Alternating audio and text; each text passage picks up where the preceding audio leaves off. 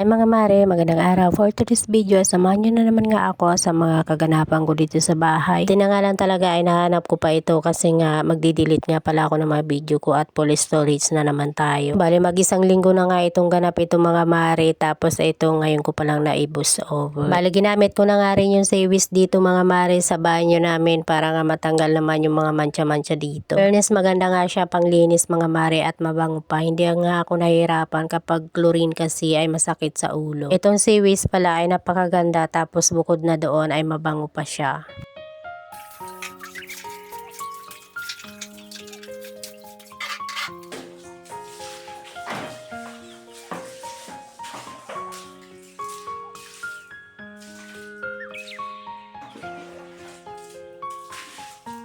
After ko naman nga dito makapagkuskus sa CR mga mare, ay dito naman nga ako sa lababo para makapaghugas ng aming mga pinagkainan. Diba talaga naman, umaga pa lang ay pawis na pawis nga tayo dyan mga mare dahil nga sa dami ng gawaing bahay. Dito lang talaga mga mare, minsan nakakainip kapag naghugas ako dahil napakahina nga ng tulo ng tubig. Pero dahil nga wala tayong magagawa dyan, adjust na lang tayo mga mare. Ayan nga, medyo malapit-lapit na nga rin ako matapos magbanlaw dito ng mga hugasin ko.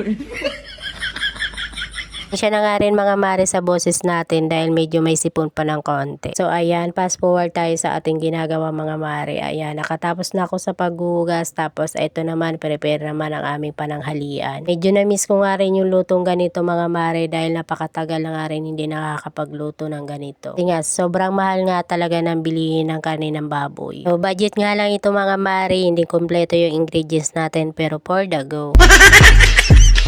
Kapag bibili ka kasi ng luto na ay mahal lang masyado, tapos kakonti lang, kaya magluto na lang sa bahay. Gayat ko na nga pala yung kanin ng baboy at saka yung konting atay, kaya ayan, for the go na tayo sa pagluluto. So bali ito nga, nagpainit na pala ako ng mantika sa kawali, tapos ito nagisa na nga pala ako dito ng sibuyas. Karoma na nga ito, nilagay ko na rin yung bawang, tapos ito na yung kanin ng baboy. Bali niluto ko lang yan ng konti, tapos sinunod ko na nga itong atay. Naman talaga ako mahusay magluto mga mare, so base na experience ko lang yan. So ayan, tinakpan ko muna yan. After ng ilang segundo, naglagay na pala ako dito ng toyo, oyster sauce para sa mga pampalasa nito. Nagdagdag na nga pala ako dito ng konting tubig para nga mas maluto pa nga yung kanin ng baboy. Then naglagay na rin pala ako dito ng 1 teaspoon nga ng bechin, tapos itong bay leaves. Siyempre kailangan nga natin dito ng pamintang pino, tapos nilagyan ko na nga rin ng asin. Dahil malambot na nga rin yung atay at saka yung kanin ng baboy, nilagay ko na rin pala dito yung carrots. Lipas nga lang ng ilang segundo mga mare, nilagay ko na nga rin pala itong mga patatas. Tapos pagkalagay ko nga nitong patatas, ayan, pinaghalo-halo ko nga lang yan ng konting minuto. Siyempre dahil mayroon naman tayo ditong isang piraso nga ng bell pepper, nilagay ko na nga rin dito mga mare. Bale, ito na nga yung last na ilalagay ko dito mga mare, yung green peas na nasa lata. Lipas ng ilang minuto lang ay okay na nga rin yan mga mare. So hanggang dito na lang muna ang bongga na po ngayong araw. Salamat sa panonood. Bye!